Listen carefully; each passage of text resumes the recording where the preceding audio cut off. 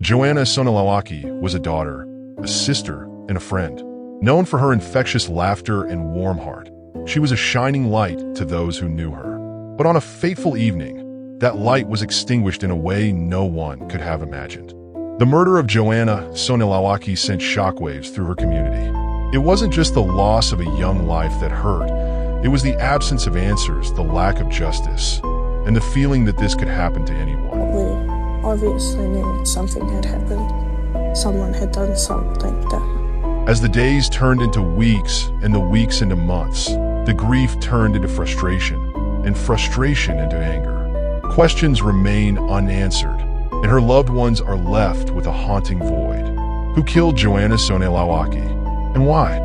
She was reported missing on the morning of August 2nd, 2024, after failing to return home the previous night.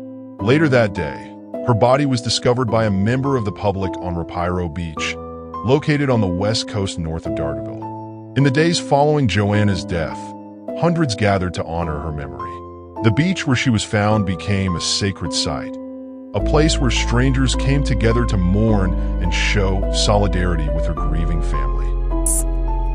Her lived experience was really pinnacle, especially for wahine Māori, or wahine just in general, who had been through trauma themselves, who had been through, such horrendous things in their life.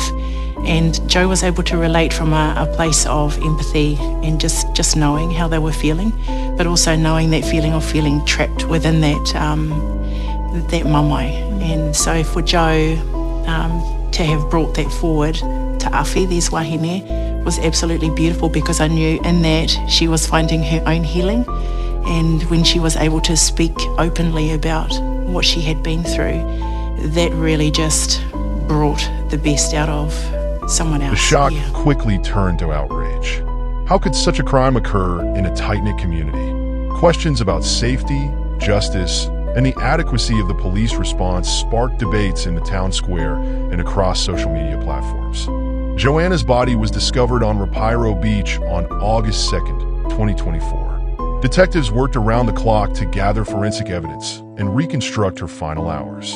Her death was initially classified as unexplained, but by September 6th, it was officially declared a homicide. It was a bit hard when I got the call. I was actually doing my shopping. At the time I was down Pak'nSave doing my shopping, and I got that phone call. And my baby heard it, my daughter, and she just screamed. So I said, let's grab our shopping and let's go. It was hard. We were skiing, and then I was on my way home, and then I got the phone call. She had gone. They found her. That broke me. Did you have hope at the beginning that they might find her? I had hope. Detectives released a list of critical clues. They saw Joanna's clothing, a white Nike t-shirt with a red tick, dark gray track pants, and red Adidas scuffs, which were missing at the scene. Additionally, they were searching for a distinctive white 2012 Toyota Hilux Uda, described as having no registration plates, an orange hazard light, and aluminum dog cages on the back. Despite their efforts, investigators hit roadblocks. Witness accounts were sparse, and physical evidence alone was insufficient to identify a suspect. The remote location of the crime made it even harder to find clear answers. Jo and Jared's kids were proud of their parents' achievements. Yeah, 100%. They were amazing. Like, that's when I first saw them flourish, because seeing what they come from and experiencing it myself, because I was a bit older than the other kids. Watching them in the church was so beautiful, and how they were to others, was like, they would look at them like, bruh, come on now. But they were like, no, they were beautiful in the church, and everyone loved them. Everyone could hear them, everyone knew them. They were just beautiful to not just their family, but to anyone who's welcomed and they, just met them. So very beautiful people together, and they made such a good couple with family and homes when they did that. Just going into other people's homes and helping out and teaching them the tools that they have learned. Woo! Yeah, burning it. Burning it, guys, burning it. Come on, Shana. You got it, girl, you got it. The whānau was thriving. Breathe in, breathe out. But in 2022, Their hard-earned happiness was suddenly ripped away. Carry on, girl. Carry on. I got you. I got you. What happened with your sister? She was in a car accident the day before Christmas. So we found out on Christmas Eve that our sister had passed away. She was not wearing her seatbelt, unfortunately. That is not normal for her to do. And we've had to really put that out there because a lot of comments that the public were making were like, oh, she didn't have a seatbelt on.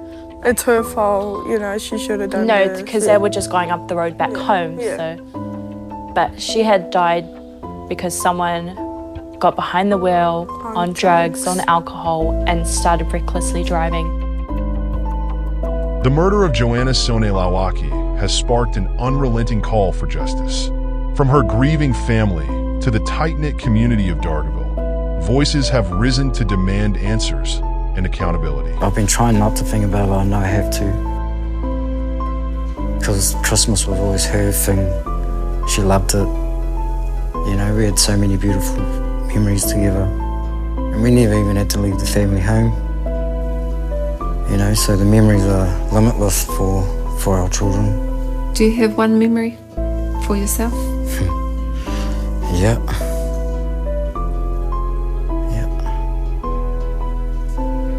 The first time I looked into her eyes, I guess. Yeah, I knew I loved her. Didn't think it would last 21 years, but far out. That's like almost half my life. But she was my reason for getting out of bed, her and the kids.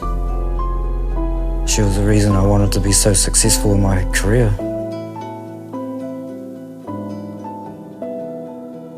She brought a lot to the table and the table was gone.